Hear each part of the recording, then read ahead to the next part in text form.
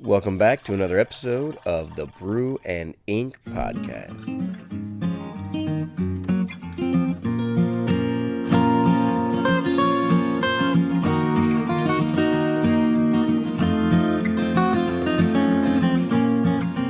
All right, so welcome to another episode of Brew and Ink. Yes, sir. We're back for another one. This is Britt. And this is Steven. And we are going to get through a couple topics today. And then we're going to get into a story. Yes, now, sir. What was the title that won? The title that won was The Thief and the Gateway. The Thief and the Gateway. Yes. That was not the one I voted for. No, it wasn't, but everyone else seemed to vote for that one. Everyone else voted for The Thief and the Gateway. Poor Britt. He was just out there by himself. I think there was one other person. Oh, okay. So, yeah. I don't remember who it was. Yeah. Mostly your family, Right. I think, picked the Thief and the Gateway. Yeah. And I did not strong arm them. That was, that's just how it fell. But which was good because I probably had more ideas for that title than any of the other ones. Okay, good. So the topic for tonight is, where do you stick your ideas? Yes. When you get an idea, an inspiration, and maybe you're already in the middle of a project, maybe you haven't started a project, but when your ideas come to you, what do you do with them? How do you germinate them? Where do you stick them story-wise? Because the reason why we're talking about this today is ideas they don't just come when it's convenient. Right. Your creative brain, the right side of your brain, Yes. does not follow rules. And we could just do a little thing on creativity here, but creativity is very important, and it's very important to try to spark your creativity and listen to it and make sure it's working well. Exercise it. Exercising it. And there's some great studies out there about how creative kids are. You've got two young ones. Yeah. How old are they now? They're 6 and 2. 6 and 2. Yes. So, kids at like 2 years old, 3 years old, we're talking about this was, my friend Stacy, our friend Stacy the other night. They're geniuses. They literally We'll pick something up just like that. They learn really quickly. They're extremely creative. And they're creative because they think outside the box. And they don't know restraint. They don't know. Yeah. They go, oh, you can build this? Well, let's do it. Right. So, but then, we put them in institutions and schools and we try to teach them how the world works, which is great. But sometimes we do that at the expense of creativity. Saying, no, you can't have a half unicorn, half bear. That's just not, whatever. Like, we don't, maybe say it in that way, but in trying to teach children how the world works, which is very important, sometimes we don't encourage as much their creativity, which is it's breaking rules. Right. That's what creativity is. So all that to say is, when we get a new idea, when we're writers, and sometimes it happens a lot when we're in the midst of being creative in our first draft or something else. Right. We get a new idea that comes to us for a story or a character or something like that. And so the topic tonight is, what do we do with that new idea? Because we could stick that idea a lot of different places. Right. So I find for me, I've got this long multi-book sci-fi series that I'm working on. And so whenever I get an idea, I'm like, ooh, that's cool. I could stick it in, to this part of the sequel. I could develop a new character that maybe really utilizes this one idea or something. But then part of me goes, but wait, what if this is just a different book? Like, what if this idea needs to actually develop on its own and not get shoved into this world that I'm mostly, devoted to at this point in time? And so a lot of times I'll find myself writing story ideas and going, okay, here's the idea that I had, half unicorn, half bear. And then I go, does that fit into the sci-fi story? That could be like, someone's failed experiment or something. And then you go, or is this a kid's book? Maybe this is a kid's book that teaches about diversity. Or something, right? Or something. Yeah. Good. Yeah. And so I think it's not a huge problem for writers, but it can be a huge problem for writers, because here's one way that I get a lot of new ideas is when I'm reading other books. Yes. So I'm writing this book, but you know, as a writer, we are supposed to be doing our homework. Right. That's what it feels like sometimes, right? we love to read, which is why we love to write. But sometimes we are reading to not to get new ideas a lot of times, but just to see what the market's doing. You know, try to enjoy reading, because the more you read, the better you write. The better you understand the medium. The better you understand the medium, and you can compare what people are doing. And so sometimes I'll get a new idea in the midst of reading another book, even if it's a bad book. Yeah. Like you'd be like, well, this is a good idea. They're just messing it up. Right. I could do that. And I think that's how everyone becomes a writer. They read something and go, I could do that better. I can do that. And so then it becomes, do I change the direction of this book to kind of fit this new idea, or do I just make this one character in this book that I'm doing? Because all of a sudden you've got this new idea. And for those of you who may or may not be writers and listening to this, when a writer has a new idea, it's the best idea he or she has ever had. Yes, and you can't put it down. You can't leave it alone. You got to do something with it. You cannot dismiss it. Right.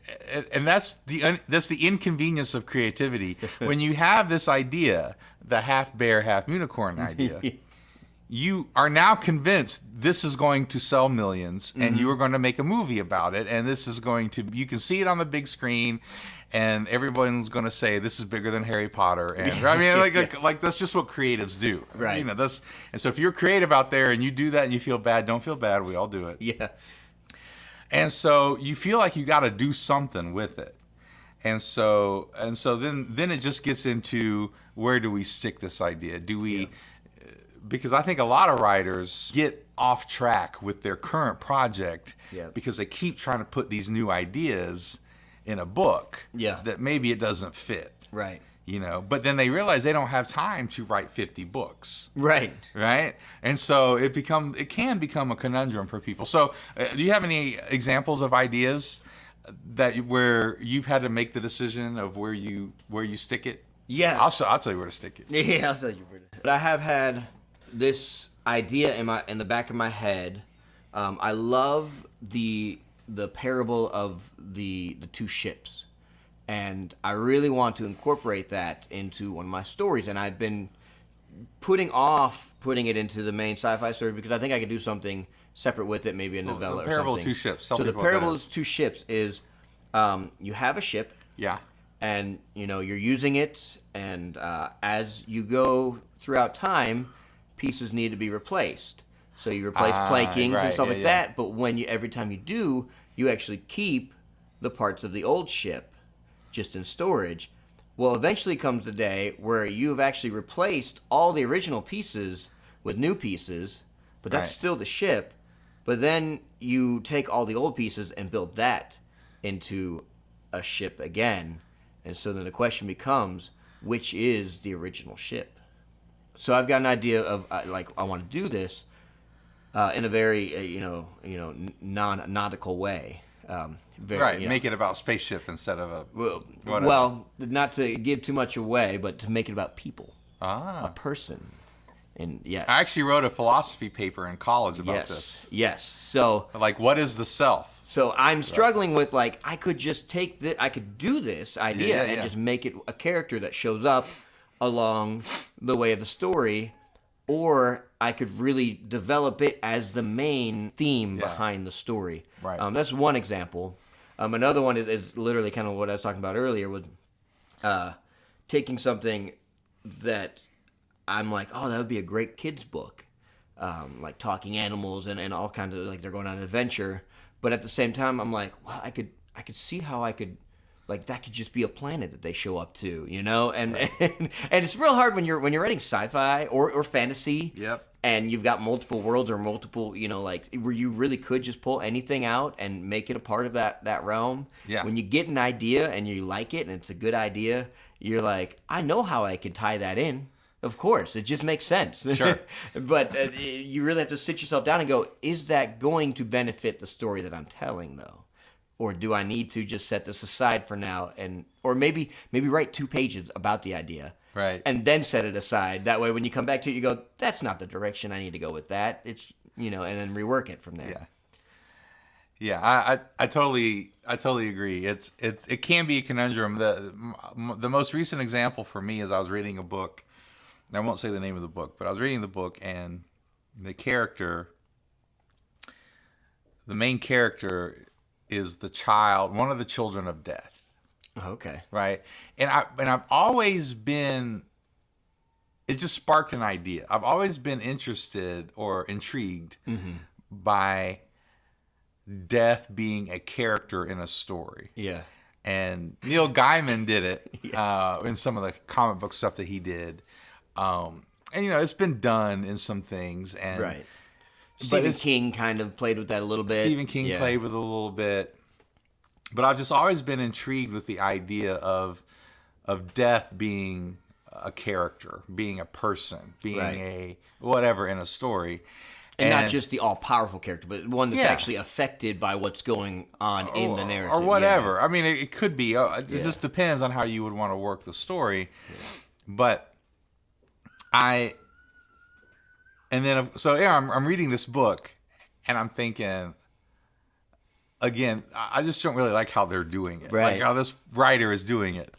It could be done better. You're like, that's not how I've That's envisioned not how it all I would these years. do this. Like, and it wasn't as interesting to me, and so I didn't end up finishing the book because for those of you who don't know, I'm getting older, and so the more I read and the more I write, the less patience I have for ideas that don't seem like they're well thought out to me. Like, that doesn't mean it needs to be complicated. It's just like it can be really simple.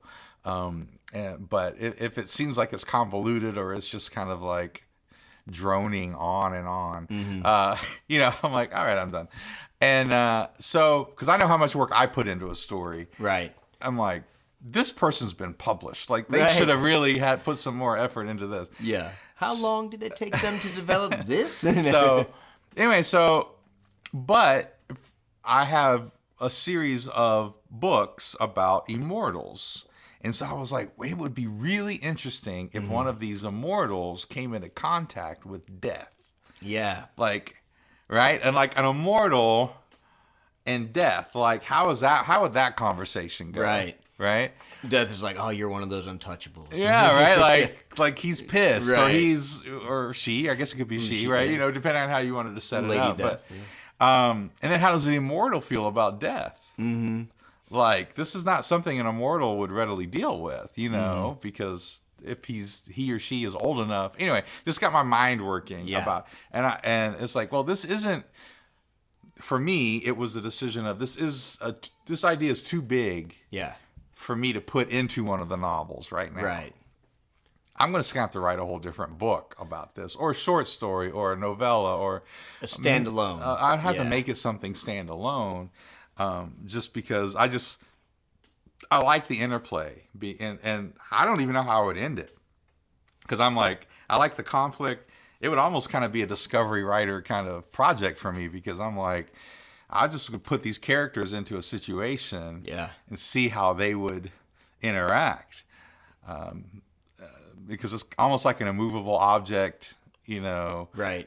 Whatever. Two forces come against each other. Two forces, kind of impossible, So anyway, that would be my recent one. Is something where it was like, oh, that would work really well here, but then, like in your mind, it's so grand. It's so grand, and it's not fitting in with the theme and the story of what I'm already doing in these other books about the immortals. And I think that's what happens with some movies and some books, where for the first 7 seasons, it's been really good. And then in season 8, all of a sudden you're like, why did we just all of a sudden do a 180 on all our characters? Oh, because we had a good idea, and now we're forcing ourselves to get to that point. I totally agree. I think I have seen, especially recently, and I won't name any names just because, but where some TV shows have decided they have to change a character. Yeah. Or they have to introduce it's like they have to introduce a character, or they have to change a character to kind of fit this role that they now want because it's cool or it's popular or it's diverse or whatever. Right. Like, it's it goes back to the jumping the shark episode that we did not Right. too long ago, where it doesn't ring true because you're changing a character that you've been doing now for 2 or 3 seasons, Right. you know. But these writers, like if you're working on a TV show, like how hard is it to get a TV show Right. picked up by somebody, even though there's a lot more options now.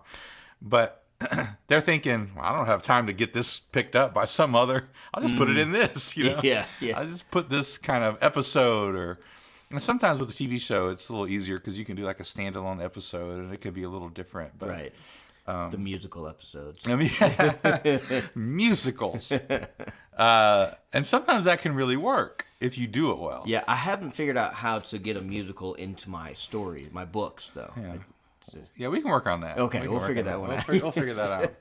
So that's our topic for the week. I don't know if anyone out there has any sort of suggestions or examples that they feel like, oh, if you're a writer out there, or ways that they restrain themselves from putting their new ideas into something that was already good. or we can talk about this really quick. Yeah. Or because this is the other problem we have as writers, Yeah. because we love that new idea so much, we want to put down the current idea. Yeah. And this is why people have 8 unfinished books or Right. whatever it is, you know. So we don't want that. It's not just jumping the shark, that's jumping the ship. That's just there's no 2 ships. There's just no ship now. Yeah, We're just doing a completely new ship. Everything's sinking at that point. Everything's sinking because we got to build a whole new ship. Yes. Who cares about the old one? So if you guys get on our Facebook page or get on somewhere where you can leave comments, Instagram, tell us where you stick your ideas. Yeah, tell us where to stick our ideas. Yes, maybe. yes. Use emojis. Make it nice. Yeah. Yeah. So before we get into the story, most of you know that SeriousWriter.com has syndicated our podcast, and they email it out, and they are great friends of ours, Yeah. and we love them so much. I was just on an episode with Bethany Jett about podcasts and writers. Very cool. And so We're they going to are. be seeing them this upcoming weekend. We're going to be seeing them this weekend. So we love the guys at Serious Writer. And there's an opportunity this week. So this episode's coming out on Wednesday, and you'll have a couple days before June the 6th. So registration is going to be open through June the 6th on the Serious Writer Club. Now, this is going to sound like a commercial, but let me just tell you why this is really important. This like a Yeah. type club. If you had told me a year and a half ago or 2 years ago that I would be having conversations talking about my agent and my publisher, Right. I would have thought you were crazy. Right. It would have seemed so far outside of what was possible for me at that time for a lot of different reasons I won't go into. But because I kind of stepped out and went to some conferences and met these guys with Serious Writer Yeah. and started a relationship with them, I now have an agent and have 3 books under contract and really have had to say no to other projects. Right. Because I have a wife and children and I have a faith journey and, you know, I have other things in my work. And I have You other have a things job, in my yeah. life that I'm doing rather than just being able to sit and write all day. So, if you had told me that would be going on a couple of years ago, I would have thought you were just insanely crazy. Which is kind of a redundant. Yeah, that's That's a little redundant. But all that to say is Serious Writer is different, you guys. I really, if you're a writer out there, I just want to be honest. Being a writer, an author, is incredibly competitive and it's incredibly difficult. If you're not doing this because you love to do it, then you don't last very long. Right. And so, but when you get out there into the world of agents and publishers and editors, you know, you just have some really difficult conversations and people get really discouraged really quickly. And there's just a lot to learn and there's a lot out there. And it can be very competitive. It can be very cutthroat. I've been to conferences where I didn't make very many friends. But then when I go to these other conferences where a serious writer is there, it's like a community. They really do believe at Serious Writer that we can all succeed together, that there is enough out there Right. for us to succeed together, and that if we will all help each other, then we can go really far. And it is a very unique, almost revolutionary, I could probably say revolutionary thing that's going on in the publishing business right now. Serious Writer is literally getting notice of major publishers because of what we're doing. And I can say we because my agent just told me I'm part of the group. All that to say is it's a great opportunity to get involved. So even if you just go to their website and do the blog posts and get on Facebook and like their Facebook page, they have updates, they do little classes, videos on certain topics. So there's a lot of information on there just for free. That's great. Yeah. But there's kind of a deeper level, like with a lot of things, it's called the Serious Writer Club. And on the Serious Writer Club, when it's a closed Facebook group and you get emails and you get into a different part of the website where you get a lot of classes. As a part of this, you get access to a lot of classes and you get access to a lot of up-to-date information. So when my agent Kyle Young or when Bethany Jett, when they go to some of these conferences or they go to some of these expos or they meet with publishers, they will tell you what they talked about. So you're getting up-to-date information about what publishers are looking for, what agents are looking for, what the market is looking for, the trends of the market, the books that are selling, the books that publishers are excited about and want more like. I mean, there's so much of the business part of it that you get that a lot of people don't have access to, just because they don't have an agent or they don't have. So you can actually have the benefit of having an agent without actually having an agent yet. And all that to say is, so you get some free information on seriouswriter.com and their blog. On their blog is also our podcast. Woohoo! But there's a lot of great stuff on there. And just like we give a lot of information away for free on our podcast when we interview different industry professionals or authors, and we get information Insight. from them. It's about being generous, and so they're very generous. But then there's kind of some stuff my agent would tell his clients that he's just saying, you know what, I'll tell this to everybody if they are a part of this club. Very cool. So this is only open until June the 6th. So if this is coming out on Wednesday, then on Thursday, you got like a day and a half to get on there. So on our Facebook page, I'm going to put a link where you can go and either sign up or check out Serious Writer Club. Sorry. And there are also classes you can pay for on SeriousWriter.com. They have an academy, but this gets you a lot of that already, a lot of that information about marketing. If you don't know, Bethany is getting her master's in marketing, and so these people are getting the most up-to-date information about the industry, and they're just going to share it for $30 a month, basically $29 a month. You get all this information.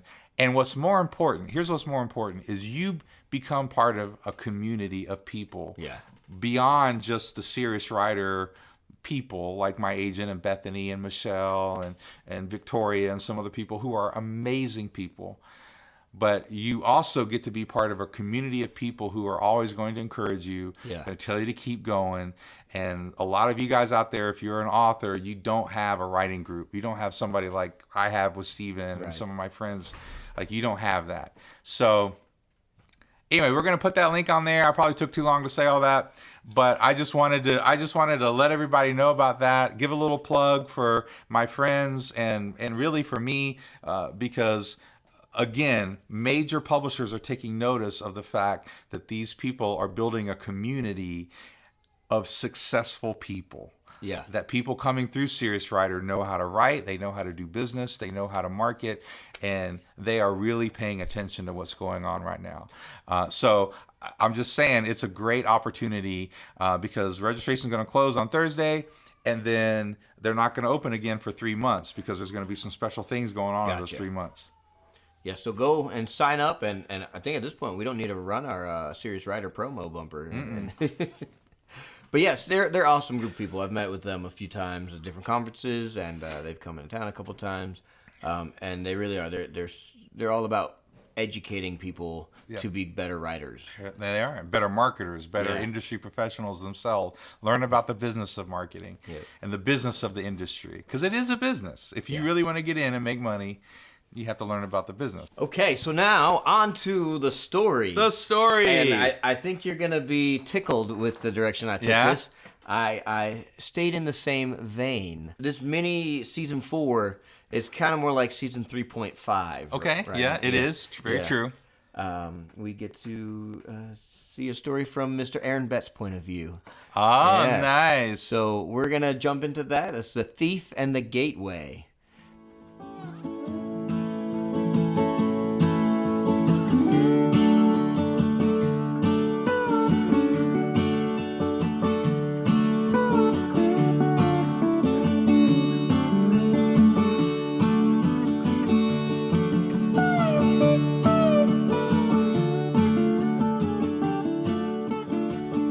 Episode 3, The Thief and the Gateway. I'll admit it, I'm not the nicest guy you'll meet. I've done things I'm not proud of, but in the end, I really am a good guy. We just happened to meet under these unfortunate circumstances, Aaron Betts said as he leaned closer to the man tied up in his hotel room. Artie Goldsmith, the man Aaron had tied to the chair, tried to reply, but a muffled multitude of moans was all he could manage around the sock gag.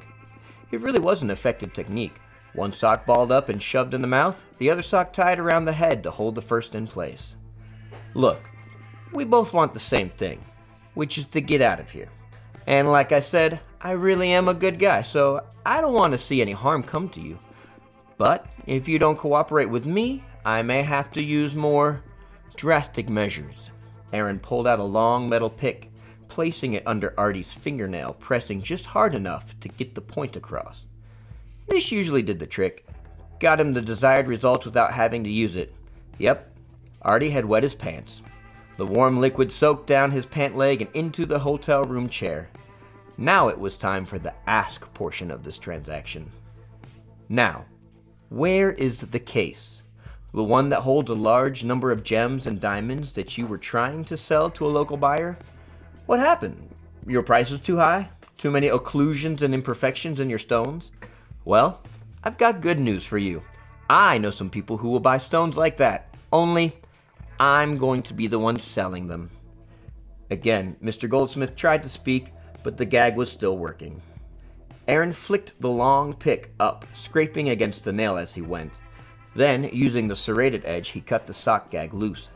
Mr. Goldsmith coughed and gagged the balled-up sock out of his mouth, spitting as it came out. Then he chuckled to himself. You are too late, Mr. Betts. I have heard about the others, robbed of their jewels here in the Gulf ports after responding to false buyers. Do you think I would come to this area without taking precautions? The minute I discovered my meetings were fictitious, I sent my gems back home. They should be boarding the ship as we speak. Well, that is unfortunate for us, Aaron cut in. You see, this was going to go smoothly. I would get the stones, you would be unharmed, but seeing as how I don't have the stones, I guess I can't uphold my end of the deal either. Aaron pulled out a deck of cards from his back pocket. Speaking of deal, let's play a little game, shall we? You see, I told you before, I'm really a nice guy. Don't like hurting folks if I can help it. But with a last name like Betts, most of my choices I leave to chance. Mr. Goldsmith struggled in his chair as Aaron approached. Realizing he wasn't going to free himself that way, he tried calling for help. Aaron had anticipated this and shoved the balled-up sock back in place, this time securing it with duct tape. There we go. You won't need to speak for this part. In fact, we'll want as little noise from you as possible. We're going to play high card wins, face cards only. If you win, you'll be safely left here in this chair for room service to discover. If you lose, however, well, you'll still be left here in your room for the maids to discover. It'll just be a bit messier for them. The fear in Mr. Goldsmith's eyes told Aaron he understood the rules of the game. Aaron began dealing out 5 cards to each of them, then smiled as he looked back up at Mr. Goldsmith. This will be the best out of 5 cards. Let's begin. Seeing as you're all tied up, I guess I can flip your cards over for you.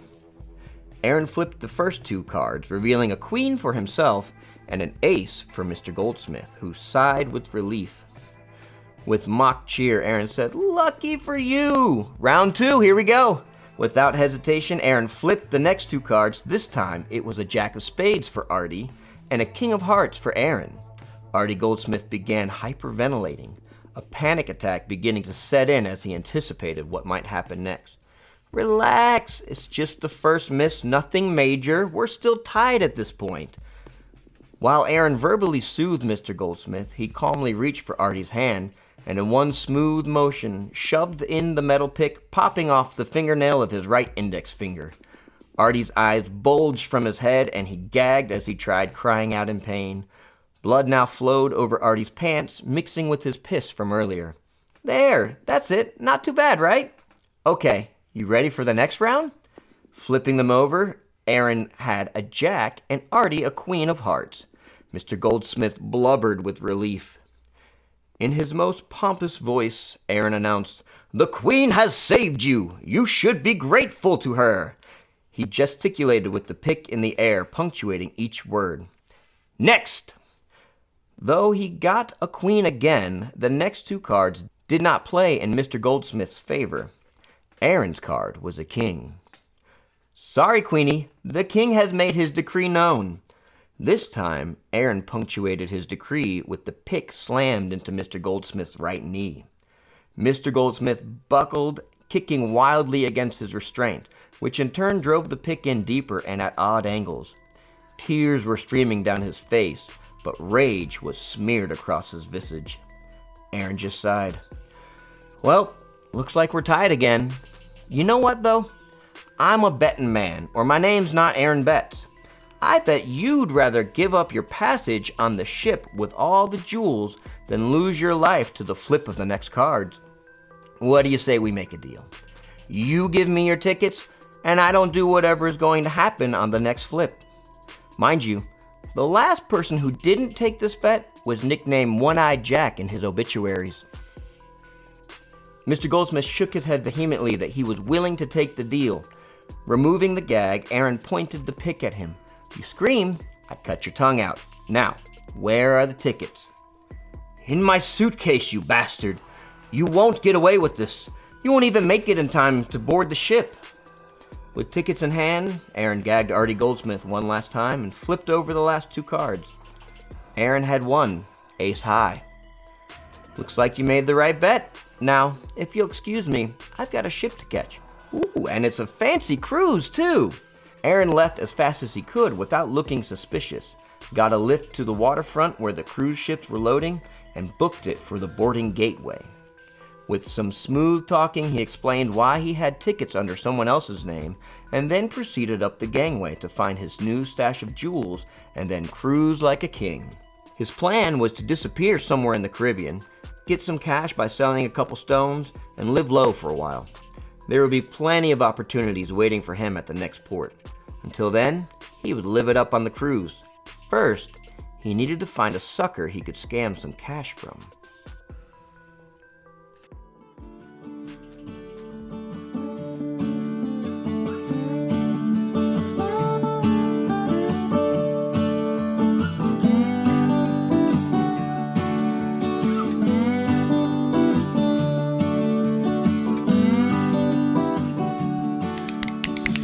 Very well done. Well, thank you. Thank you very much. Very well done. I really enjoyed that.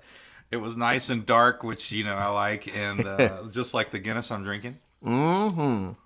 Yes, Guinness always hits the spot. I like to chew my beer. Yes. Yeah, I wanted to explore Aaron Betts, our poor I liked victim. That. I really did like that. And I think it really works well. It's a nice little twist, right? So like in the last one, I revealed that, it was kind of mentioned in passing, but I revealed that Dr. Wolf was really a serial murderer. That wasn't the first time Right. Dr. Wolf had done something like that. But now maybe it could be an interesting thing to explore, that Right. maybe he wasn't just killing randomly. People. Like maybe he really, because of his psychological background, He knows how to pick out the people that don't have such a good background. Yeah. So I think that was really good. So that was the story, man. Very well done. The Thief and the Gateway. Thief and the Gateway.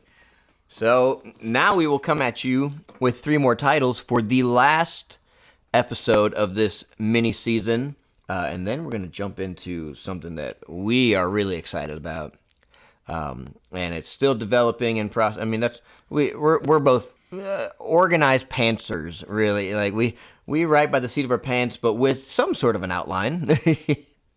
So we've got an outline now. We brainstormed. And we're really excited about this next season we're going to do. Well, we definitely, what I like about this is we've done a better job this time than Boneyard in setting up the conflict and the goal. Yes. Now, how we get there, the audience is going to have a big part of this. Yes. But we've got a better idea of the character and the conflict and the setup and the goal Yes. than we did, I think, with Boneyard. And so hopefully we won't go off the rails as much. But not that Boneyard was bad. I think Boneyard was really fun. Yeah. But I think this is a great idea. And we brainstormed a little bit more through the idea so that we're just going to have a lot of fun. I'm really excited about it too. I think it's going to be really good. Yeah. So here we are with your options for this next episode coming out that Britt Mooney will be writing. All right. We've got 3 story titles for you guys to vote on. Tell them what they are, Steven. All right. Here we go. The first one is The Truth of the Hunter. I like that one. Yeah, that's got. Well, I don't want to color anybody's vote. Yeah. They're all good, all 3. Second one, Falling Bridges. And the third one, Twisted Duty. More duty. Yeah. You did so good with the last one. I did. Maybe everyone wants to hear more about your duty writing. More duty in the story. Yes, but I think for what we're thinking about the character and maybe what we're going to reveal, I think all 3 of those are great titles. I totally agree. Yeah. And so let's say it one more time before we close. The Truth of the Hunter. Nice. Falling Bridges. Nice. Twisted Duty. Twisted Duty. All right. Well, those are your 3 choices, faithful listeners. Yes. Check out the link for if you're an author or if you want to get serious about your writing. Check out the link for Serious Writer Club. Vote for the next title, and until then, until next time, raise that glass to inspiration and stay inspired, guys.